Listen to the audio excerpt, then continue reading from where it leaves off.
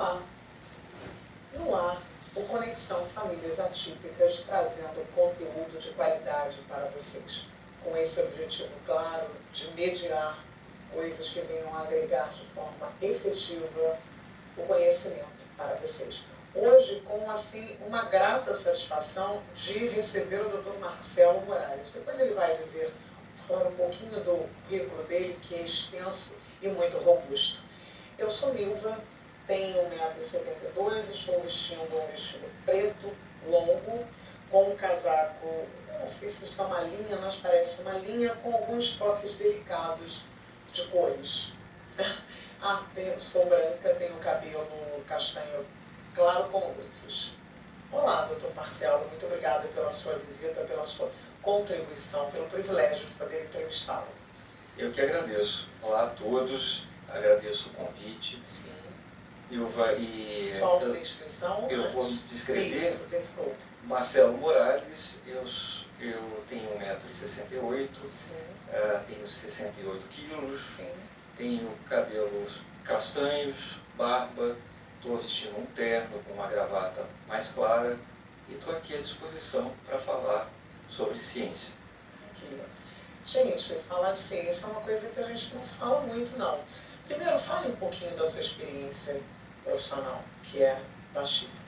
Eu decidi ser cientista quando criança. Então, ser cientista não é um dom também. É claro que você tem que estudar muito, né?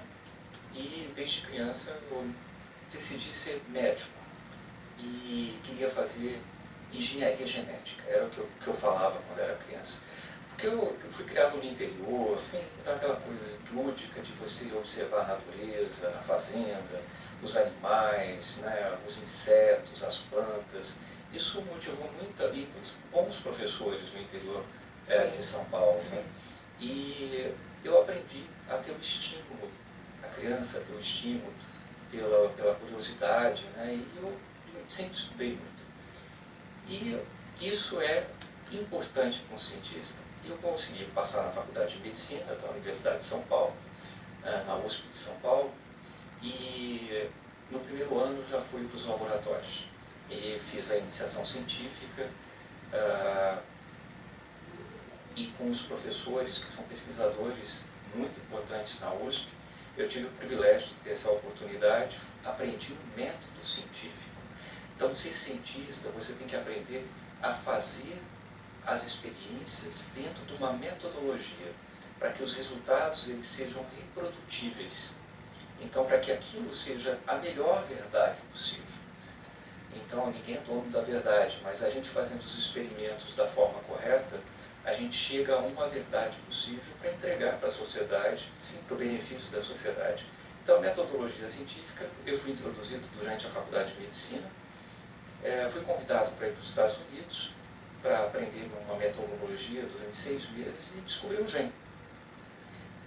Estava lá e descobri e fiquei 2 anos para caracterizar esse gene, ligado a uma doença pediátrica, fibrose cística, mucoviscidose. E depois, quando eu voltei para o Brasil, eu terminei a Faculdade de Medicina, o último ano, e fui direto para o doutorado, e aí a carreira científica iniciou e me tornei professor. E se tornar professor, ensinar também, ter alunos no seu laboratório, montar o seu laboratório e propagar a ciência. Né? Então a ciência tem uma metodologia. Então quando a gente fala de qualquer coisa que um medicamento que a gente toma, um procedimento que o médico faz, ou então quando a gente fala de clima, a gente está falando de ciência. Aquilo que foi estudado exaustivamente para que os dados venham à tona. Então a importância de um cientista, quando falar, ele tem que falar baseado nos dados científicos. Se um cientista fala com a sua opinião somente, aí a gente compromete a própria ciência. A ciência não cabe suposições, né? Cabem constatações. Não cabe a minha opinião. Sim. Então, e como é feito para quem desconhece, né? Primeiro, eu gostaria de saber qual é a realidade da pesquisa científica no Brasil. As pessoas se interessam ainda, as pessoas se interessam por pesquisa, existem muitos cientistas no Brasil, como é isso? Olha, o Brasil é um dos expoentes na ciência. Olha, tá vendo, gente, que coisa boa de saber. Isso é muito importante porque as pessoas saberem que o Brasil é um expoente em ciência. Nós temos 250 mil cientistas, aproximadamente, né? Pode ter mais, mas o que a gente tem de relatos são 250 mil cientistas. Nós somos o 13º colocado no mundo, todas as nações, aqui, em produção científica, em produção de conhecimento no mundo. Só que nós temos um problema. O problema é que nós produzimos o conhecimento, fizemos muito para ter os cientistas, formar esses cientistas. O Brasil investiu muito nas agências de fomento, CAPES, CNPq, a CAPES, a pós-graduação, o CNPq, fomentando a pesquisa, os estados com as fundações de amparo à pesquisa, colocando recursos para os seus cientistas, e conseguimos ter uma base científica muito forte. Então, quando a gente teve o problema do Zika, nós não tínhamos muitos especialistas em Zika, mas nós tínhamos biofísicos, físicos, fisiologistas, médicos, uma base científica que pôde se debruçar e resolver o problema. Que coisa boa. Por exemplo, os expoentes que nós temos, a agricultura, a gente não colhe essa grande safra que a gente tem por acaso. Foi investimento que nós fizemos em ciência. Muita gente pesquisando solo. Há né? muito tempo. A prospecção de águas profundas e petróleo, Sim. a mesma coisa.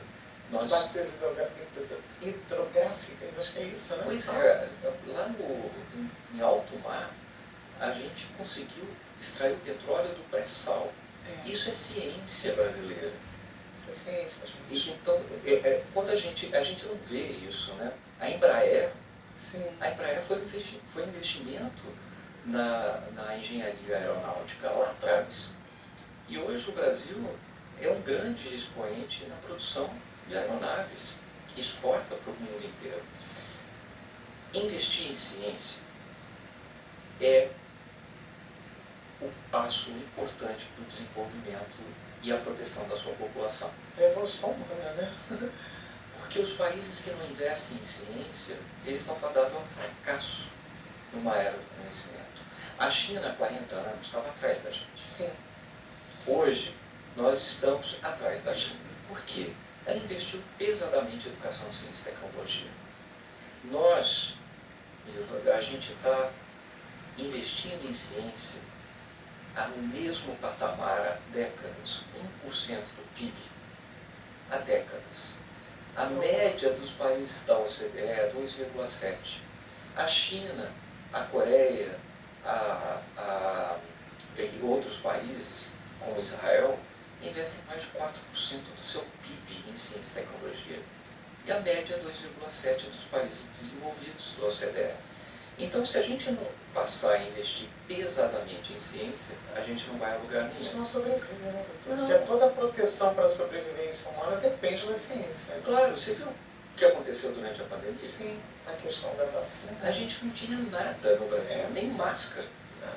A gente não pode ficar a mercê de produção de medicamentos em outros países. De depender da benevolência ou da articulação, né, entre os países. Isso é complicado. E a gente tem que investir mais em ciência. Falta recurso, falta estratégia uma estratégia de desenvolvimento da ciência brasileira.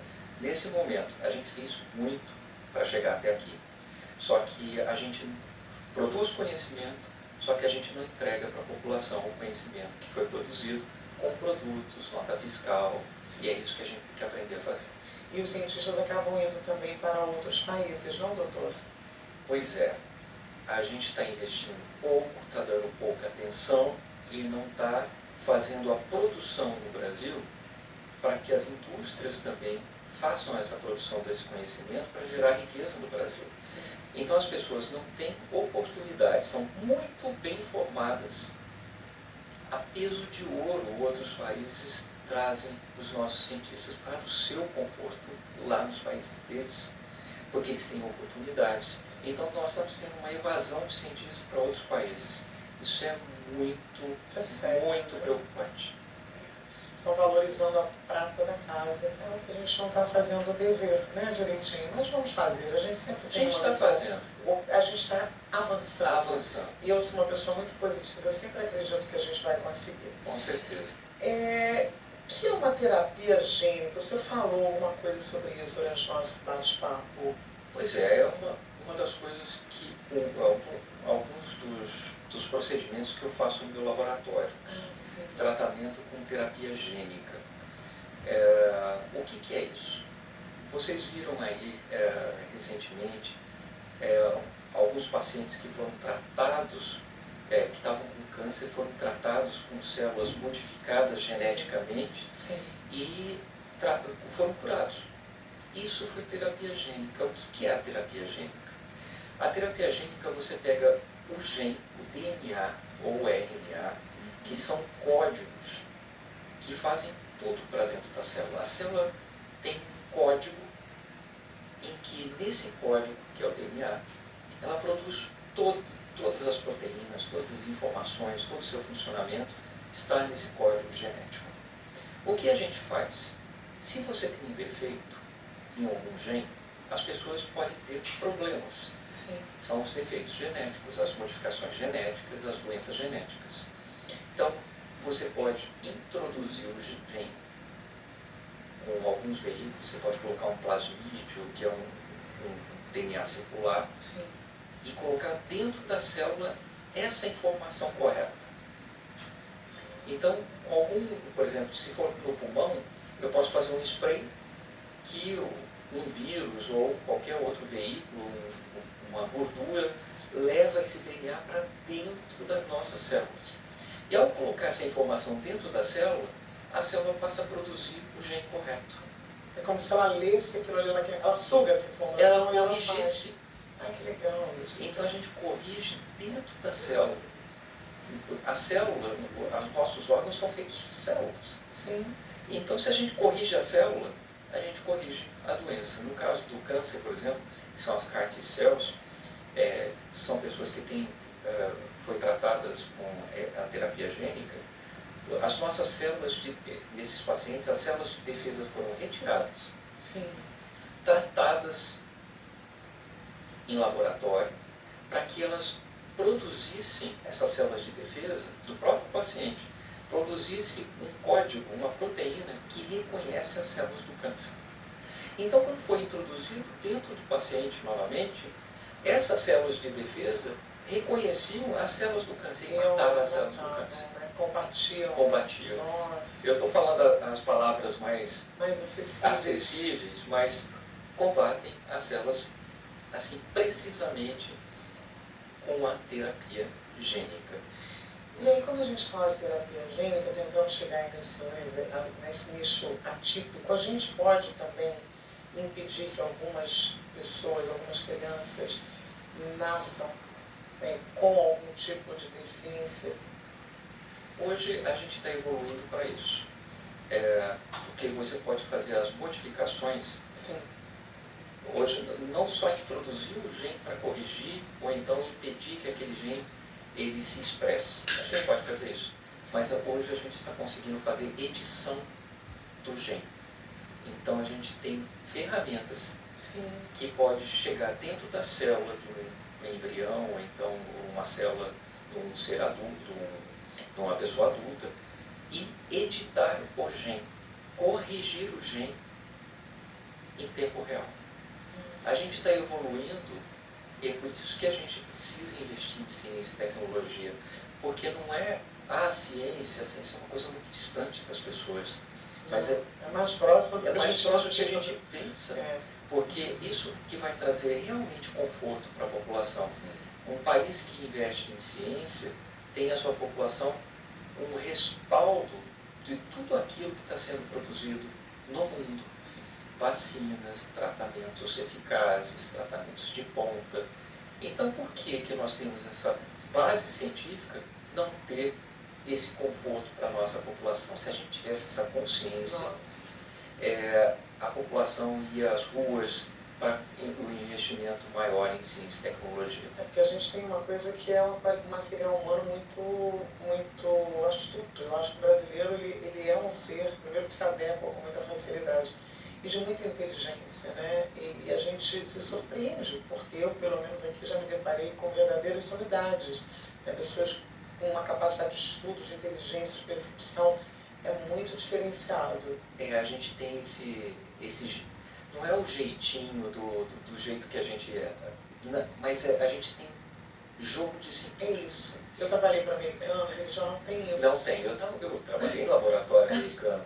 Então você vê, quando a gente tinha um problema nas reações, tal, no experimento, a gente pensava de várias formas para chegar ao resultado. Isso. Enquanto os nossos colegas ali, japoneses, chineses... Respeitando a capacidade de todos eles. Todos, e hoje tem muita capacidade, tanto é que estão no ponto que está. Mas a gente tinha aquele jeito de chegar a um resultado com mais criatividade. É isso que você está falando. Parece que tira o manual, tem um manual. Tirou o manual, a pessoa também fica perdida. Né? Mas tem que ter a metodologia. Mas tem que ter, porque só isso não se basta. E instituições bastante fortes. Sim. Eu quero falar de uma coisa, antes de a gente chegar lá no Cannabidiol, que eu vou chegar aqui, né? Chegaremos lá. Mas o senhor foi pioneiro numa busca aí por uma legislação de proteção aos animais, porque para haver pesquisa científica a gente tem processos, né, que o doutor me explicou aqui, que é o nível 1, 2 ou 3, acho que é etapa 1, 2 ou 3, alguma coisa nesse tipo. E são feitos com alguns animais, né, que cada vez menos serão utilizados, né, eu tenho certeza disso, que o Brasil está evoluindo, o doutor conseguiu uma coisa nova. O que o senhor brigou? Como foi esse processo para projetar, para brigar, para legislar essa questão? Ilva, antes de 2008, a gente não tinha nenhuma regulamentação sobre o uso de animais em pesquisa científica. Então, eu era presidente da Sociedade Brasileira de Biofísica em 2006, mais ou menos, quando a gente foi ao Congresso Nacional junto com outros pesquisadores e a gente trabalhou para que a Lei Arouca, que o Sérgio Arouca, que era deputado, um médico bastante famoso, tinha colocado essa lei, mas ela estava parada há 15 anos no Congresso Nacional porque não tinha motivação para que ela andasse, né? Então, as leis, elas são... E eu aprendi isso andando no Congresso Nacional naquela época, e a gente foi no Congresso Nacional porque o Brasil precisava ter regras claras para o uso de animais em ciência e tinha que proteger os animais utilizados em pesquisa, como as outras nações. Sim. Não só pelo fato, mas principalmente pelo fato de proteger os animais, mas os animais que sofrem, por exemplo, ou que não são acondicionados, sem infecção, sem contaminação, a gente tem consequências no próprio resultado do experimento. Então, um animal em estresse, sofrendo, o resultado do experimento vai ser completamente diferente. Mas a gente tem que proteger esses animais. E, ao mesmo tempo, criar metodologias, mecanismos para que a gente tenha metodologias alternativas, cientificamente comprovadas, que possam substituir esses animais. Então, a gente brigou para isso.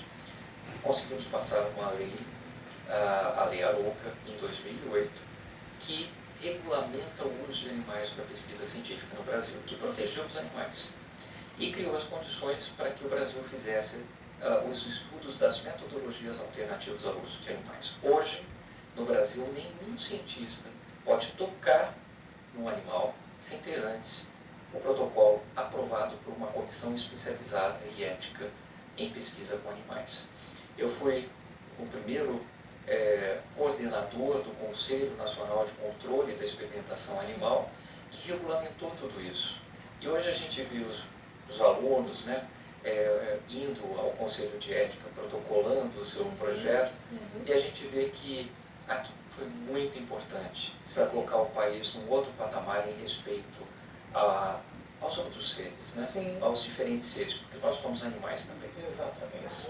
Precisamos mostrar o quanto somos racionais, né? Pois protegendo aqueles que não têm a capacidade de se defender. Mas olha só, quem disse que eles não têm razão, né?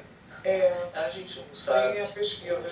A gente vai pesquisar, a gente vai saber. Eu acho que o Otávio, por exemplo, me entende muito. A gente conversa, às vezes estabelece diálogo. Pois é, eu tive muitos cachorros, parece que eles conversam com a gente. É verdade. Agora, doutor, A gente vai falar de uma coisa que eu não sou um especialista nisso, mas eu tive um contato e sei algumas coisas que são importantes. Canabidiol. Canabidiol, ele é indicado, você sabe exatamente para quais doenças? Isso já comprovadas cientificamente. Pois é. Existem várias pesquisas no mundo sendo desenvolvidas em relação ao canabidiol, que é uma molécula como outra qualquer, como qualquer outro medicamento. Sim. Não é um milagre da natureza. Sim. É como qualquer outra molécula que traz um benefício para a saúde. A diferença entre um veneno e um medicamento é a dose. Sim. Então a gente precisa ter metodologia e estudar aquilo que pode, as doses que podem fazer efeito e como fazer efeito, em qual doença, em qual idade, em qual tudo. Tem que ser muito estudado. Então o que a gente tem muito bem estudado e que a gente sabe é as epilepsias que não têm controle. Tem um resultado muito importante e que traz benefícios, sim, à população que tem essas síndromes. Várias síndromes têm essas epilepsias bastante fortes, bastante recorrentes, que causam transtorno para as crianças, principalmente, e os pacientes que têm essas síndromes, né? Outros estudos mostram comprovadamente de que o canabidiol também age na ansiedade. Então, em alguns casos, em ansiedade, ele pode ser utilizado e tem resultados. Mas é aquela coisa, o medicamento, naquela dose, naquelas concentrações, de hora em hora. Não é diferente de um antibiótico. Se você não tomar ali de 8 em 8 horas, né? Exatamente, um antibiótico, por exemplo, tem de 12 em 12, 8 em 8, depende do antibiótico, mas um medicamento tem que tomar, o médico coloca lá, de 8 em 8 horas durante 7 dias, para ter o efeito. Sim. Então, não é diferente do canabidiol. E foi estudado aquilo, trabalhos científicos muito sérios, que comprovaram que aquela dose, naquelas concentrações, durante tanto tempo, vai fazer o efeito. No caso da ansiedade também. A dor, então dores também tem algum, principalmente as inflamatórias, né? Tem os resultados. Estudos mostram também que o autismo, você tem um resultado, o autismo grave, né? Você tem alguns resultados importantes. Então são algumas doenças que são comprovadas e que foram aprovadas para o uso do canabidiol pelas agências regulatórias. Anvisa, por exemplo. No Brasil, a Anvisa, nos Estados Unidos, o FDA. E assim, a gente tem que olhar para a Anvisa, no nosso caso, brasileiros, o que foi aprovado, para que foi aprovado, para que foi aprovado, e quais são as instituições que podem, estão aptas a vender e produzir essa molécula com o regulatório e a atenção de uma agência regulatória tão importante quanto a Anvisa, né? Não de forma amadora, porque eu já vi algumas pessoas oferecendo até de produção caseira, né? Inclusive de induzindo você a produzir em casa. Não, é fácil, você compra equipamento e tal. E eu já sou uma pessoa muito cautelosa, jamais faria isso.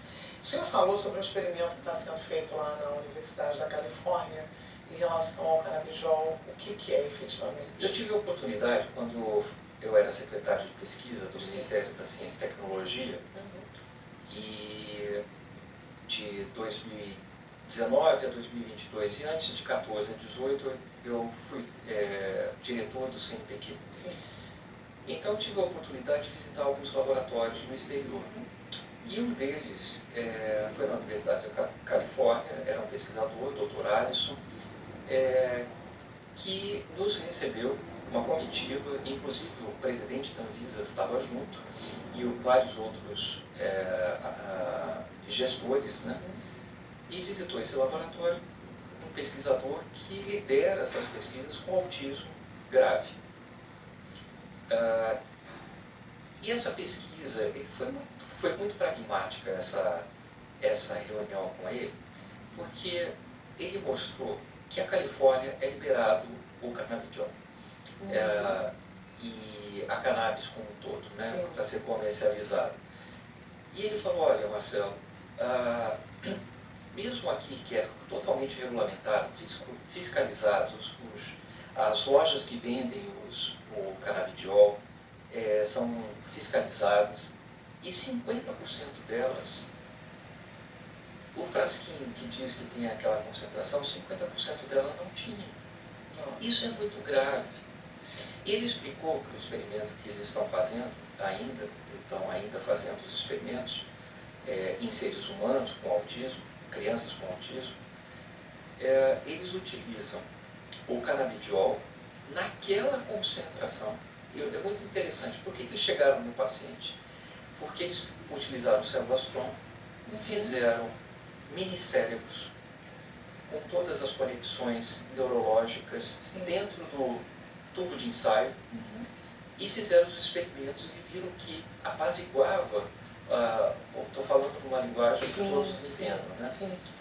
Apaziguava os neurônios e regulava ali aquela trama dos neurônios, vamos dizer assim. E com esses experimentos muito bem elaborados, chegaram aos experimentos com autismo. Células tronco dos próprios autistas que foram estudados com esses minicérebros. E depois chegaram nos pacientes. Ele explicou que tem que fazer o experimento, você tem que pegar a criança que está subordinada ao experimento e retirar o medicamento. A medicação alopática, né? O medicamento normal, né, que está controlando a criança. Então você imagina se naquele frasco que vai utilizar o canabidiol não tiver as concentrações corretas. Que dano isso vai gerar. Que dano isso vai gerar para a família, para a criança. Então é uma coisa muito séria. Então a gente não pode se desesperar. Ir lá na casinha do lado, que extrai o canabidiol, que diz que tem extração que não tem canabidiol, tem planta que não tem canabidiol. É isso que eu ia perguntar. Qualquer cannabis a gente consegue extrair? Não.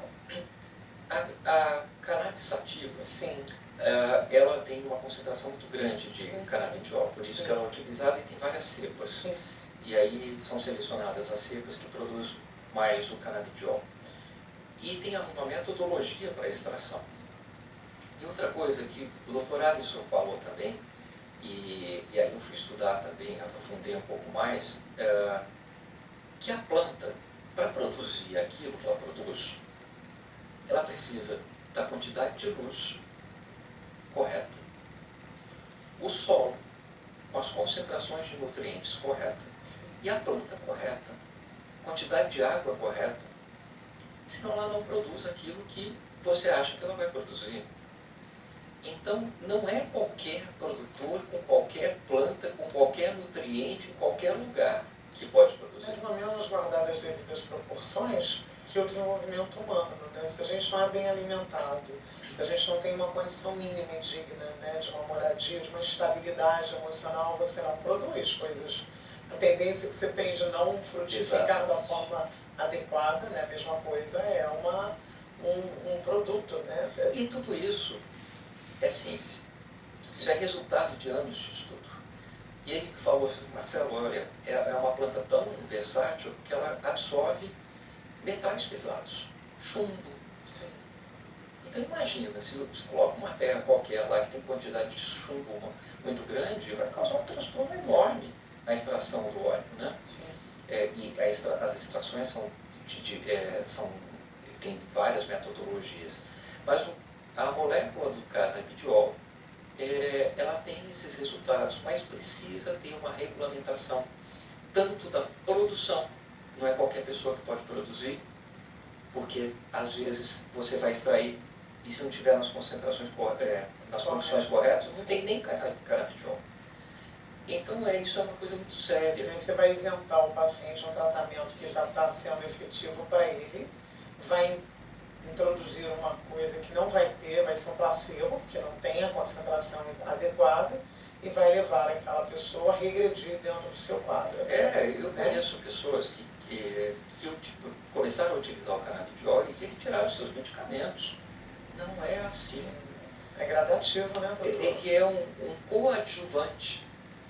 Parceiro, E né? tem que ser acompanhado por um médico que conheça o uso do canabidiol cientificamente. Então, eu sou médico, mas nem todos os médicos são cientistas. Sim. E nem todos os médicos estão habilitados. Por isso que a gente tem especialidades. Então a gente tem que procurar um médico especialista que conheça, a gente tem que ir atrás, para que a gente tenha segurança do tratamento, de qualquer tratamento, né? Sim. Não é só com canabidiol, qualquer tratamento a gente tem que procurar um especialista. A gente tem que saber a especialidade daquele médico. Caso contrário, a gente pode ter problemas. E nesse sentido, qual é, por exemplo, perigo do consumo maior do THC do que do canabidiol? Isso é outra coisa. Quando a gente, quando se faz a extração, tem extrações que só tem canabidiol. E pequenas concentrações de THC potencializam o canabidiol. O THC, ele, vamos dizer na linguagem aqui, ele dá o barato. Pessoal, é a onda, né? O THC é o que a galera usa, pega a cannabis, que é corriqueiramente chamada de maconha, Isso. E utiliza para fumar e tal, para dar aquele barato. E aí, isso aí não é a parte que é utilizada no canabidiol. Não, a gente não está falando disso. Isso. Mas o que eu quero dizer, cientificamente falando, é que uma extração errada pode ter uma concentração muito alta de THC. E aí pode causar problemas de ansiedade, paranoia. Até esquizofrenia, eu já li sobre isso. Pode. Então, a gente precisa saber o que está tomando. Isso não é diferente com um medicamento como outro qualquer. Imagina você tomar um medicamento, um anti-inflamatório, um antibiótico, que tem uma contaminação como qualquer outra coisa. Inclusive, alguns são até retirados. O Vioxx, por exemplo, foi uma medicação que posteriormente descobriram que estava causando dano na vida, né, na saúde das pessoas e foi retirado. Mas o caso do Vioxx foi o seguinte, é aquela fase 1 em animal que a gente faz. Todo medicamento, quando é testado, a gente testa em animal. Sim. Deu certo, a gente passa para o ser humano. Sim. E no ser humano, a gente começa com poucas pessoas, 4, 5, para ver se é seguro. Depois a gente passa para a fase 2 em seres humanos. Algumas centenas de seres humanos para ver se é eficaz. Viu que é eficaz e é seguro, passa para a fase 3, são milhares de pacientes. E aí o medicamento é visto a sua eficácia para aquele propósito. Feito isso, terminado isso, é colocado no mercado, com a aval da agência sanitária, etc. Mas aí está em observação ainda, com o comportamento na população em geral. O que aconteceu com o Vioxx, que depois que foi feito tudo isso, foi colocado no mercado, viu que estava tendo problema, as pessoas estavam tendo problema cardíaco, e foi retirado do mercado. Você vê que a gente está estudando o tempo inteiro. E com o canabidiol não pode ser diferente. Não pode ser diferente. Verdade. Então, você falou da importância da regulamentação da produção do canabidiol. E qual é a situação da fiscalização no Brasil? Bom, junto aos produtores. Quem fiscaliza e regulamenta é a Anvisa. Ela tem uma resolução, que é a 327 de 2019, que regulamenta e diz quais são os critérios para a fabricação, para o controle de qualidade, para a prescrição e também para a dispensão. A distribuição. A comercialização, né? Então, isso regulou todo o processo. E a Anvisa é uma agência muito séria. Então, quem quer produzir tem que submeter à Anvisa para ser avaliado todo o procedimento que essa empresa vai fazer para extrair o canabidiol. em boas práticas de fabricação, Sim. como qualquer outro medicamento. Tem que comprovar tudo isso. E aquela fábrica é autorizada pela Anvisa a produzir aquele medicamento e também o canabidiol. Essa resolução coloca todos os critérios e submete se a Anvisa tem aprovação ou não. Então isso é muito importante porque a Anvisa traz segurança. Vocês lembram das vacinas? Sim. Enquanto a Anvisa não liberava, para ter certeza que era minimamente seguro, a Anvisa não liberava. Até fazer todas as análises, porque nos dá segurança daquilo que é feito. Sim. Então a Fiocruz pôde produzir as vacinas, as fábricas que produziam no exterior tinham que comprovar que produziam em boas práticas, inclusive a Anvisa vai no exterior visitar as fábricas para ver como que é produzido, no caso das vacinas, né? E não é diferente para nenhum medicamento, nenhum procedimento. A mesma coisa, tem que ser autorizado pela Anvisa. O SUS está começando a inserir nos seus atendimentos, não é, doutor? Pois é. Que coisa, como é que é isso aí? Foi uma experiência de São Paulo. Sim. Foi aprovado no ano passado e a partir deste ano, e para algumas doenças, acho que é só a epilepsia Sim. grave, que foi autorizado pelo governo de São Paulo para que as pessoas possam buscar no SUS de São Paulo. Então, ali no SUS, nós temos toda a fiscalização de onde provém, como que é produzido, etc. Então, isso é muito interessante, essa experiência de São Paulo, que tem um rigor muito grande, que é só para algumas doenças, que está sendo distribuído no SUS, tem que ter a prescrição médica, tem que ter autorização, obviamente, né? Sim. Então não é qualquer doença, é aquela doença, tem que comprovar que é aquela doença e pode buscar lá no SUS. Essa não pode ser uma pessoa curiosa nesse processo, né? Um médico que está adentrando, mas ainda não tem o conhecimento científico fortalecido. Porque, por exemplo, eu tenho pessoas que eu conheço que mandam vir de fora, né? As pessoas mandam, que vende, como você falou, nos Estados Unidos principalmente. Então, aí você já me trouxe um alerta, né? Porque, segundo o estudo lá da Universidade da Califórnia, alguns desses medicamentos, para não ter a concentração adequada, essas pessoas podem estar, ao invés de se beneficiando, se prejudicando. Exatamente. Né? Então, não deve ser feito dessa forma. De jeito nenhum, porque até as fábricas de medicamentos, outros, precisam comprovar que aquele medicamento, aquela pílula que nós tomamos, tem a concentração correta. Sim.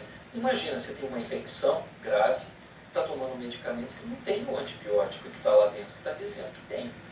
O que vai acontecer? As bactérias vão tomar conta do seu corpo. Sim. Você está me entendendo? É muito importante que as pessoas entendam que não é diferente. É um medicamento como outro qualquer. E que também não é uma solução miraculosa para todas as doenças. Não, o canabidiol serve para tudo, a gente sai tomando, vamos ficar livres de tudo. Não é isso, né, doutor? Não é isso. Não é isso. E o senhor já teve algum paciente que o senhor conheceu, algum paciente que teve algum ganho com o uso do canabidiol? Um ganho? Eu não prescrevo, né? Sim. Eu sou médico, mas eu não atendo pacientes, faço pesquisa com pacientes. Sim. Mas eu conheço pessoas que são amigos, que fizeram todo esse procedimento, procuraram um médico habilitado, foi prescrito, fizeram o acompanhamento e que deu resultado e está sendo acompanhado pelo médico, né? Então, o acompanhamento durante o processo, como qualquer outro medicamento, é um medicamento, por exemplo, se você tem ansiedade, está utilizando o ansiolítico, e está fazendo o uso agora do canabidiol e está vendo como diminui um e aumenta o outro, isso tem que ser acompanhado pelo médico de forma rigorosa, né? Não é porque aquele medicamento dá certo, é que eu tenho que fazer da forma que eu quero. Não, tem que ser acompanhado. Sim. E para quem vai nos assistir, né, porque assim, a gente sabe que a realidade das famílias atípicas é uma realidade, às vezes, uma demanda muito exaustiva e as pessoas querem encontrar, claro, né, alívio. Todos nós precisamos de alívio para as nossas dores. Então, muitas vezes ficam, mas e aí, funciona? Como é que eu faço para chegar? Como é que eu faço para ter segurança, para poder introduzir isso, como eu falei, claro, procurar um especialista. Mas existe algum lugar onde a gente pode encontrar? Não, nesse lugar aqui a gente vai encontrar. Como é que a gente investiga uma pessoa que realmente tem propriedade? Ah, o médico tal prescreve canabidiol, mas como é que a gente se assegura? Tem alguma forma de saber se esse médico... Não é diferente com qualquer outra especialidade. Uhum.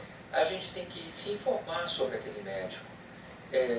Se ele é bem informado, se ele é especialista naquela área, se ele tem experiência com aquele procedimento. Pode ser um cirurgião, né? Um cirurgião que faz uma cirurgia robótica. E por que eu vou procurar um cirurgião que faz cirurgia robótica? O que eu tenho que ver? Se ele tem experiência, quantas cirurgias ele fez. Sim. Porque se for um que está começando, se tiver supervisão, ótimo. Todo mundo começa do começo, né? Mas a gente tem que procurar aqueles que realmente têm especialidade naquela área e que estão aptos. Ninguém é o dono da verdade, mas que tem experiência, que a medicina é a repetição. Sim. E é o estudo. Então, se você sabe que aquele tem por recomendação ou então por investigação daquele profissional, que você pode investigar pela internet, saber a especialidade dele, quantas cirurgias que ele fez, no caso de cirurgião, né? E recomendações, você pode saber que aquele profissional está apto a fazer aquela recomendação. Então, os bons profissionais, eles sempre têm as suas informações disponibilizadas. Sim. E quanto à medicação, né, quanto os laboratórios que produzem, que já foram fiscalizados e passaram pelo crivo da Anvisa, virão com o selo. Sim, com a certificação da Anvisa. Entre no site da Anvisa, busque no site da Anvisa as informações do Ministério da Saúde, que são os órgãos governamentais que regulamentam tudo e têm as informações corretas.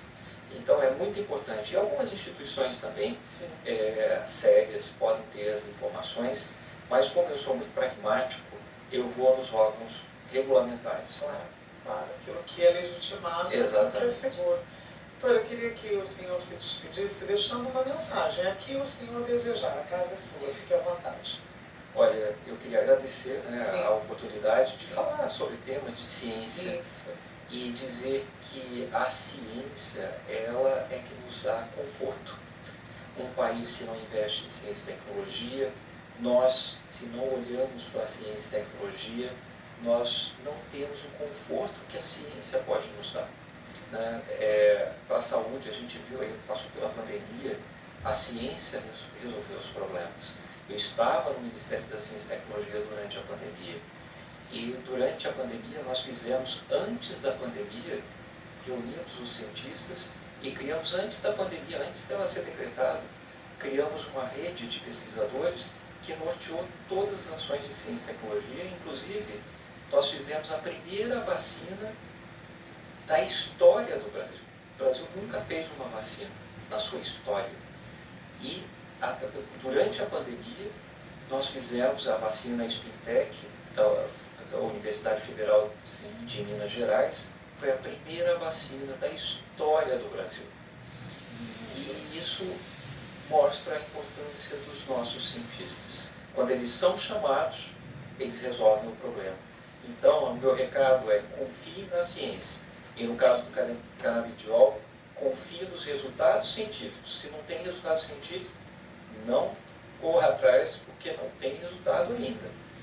Os estudos são importantes para nos dar segurança. Isso. Mais uma aula. Hoje foi maravilhoso, pelo menos para mim, um pouco entendia, né, sobre a importância. Quer dizer, eu sabia da importância, mas eu acho que não com tanta veemência, né? Então, eu quero agradecer a você que nos assistiu, e se você gostou dessa aula e quer compartilhá-la com outras pessoas, para que elas sejam inseridas um pouco mais nesse contexto científico e para que elas saibam um pouco sobre o canabidiol, esse assunto que vem sendo difundido aí na sociedade, vai lá, ativa as notificações no sininho, compartilha, deixa seu comentário. E eu quero agradecer a sua companhia e te convidar para estar conosco no próximo capítulo dessa história, chamada Conexão Famílias Atípicas. Muito obrigada, doutor. Obrigado.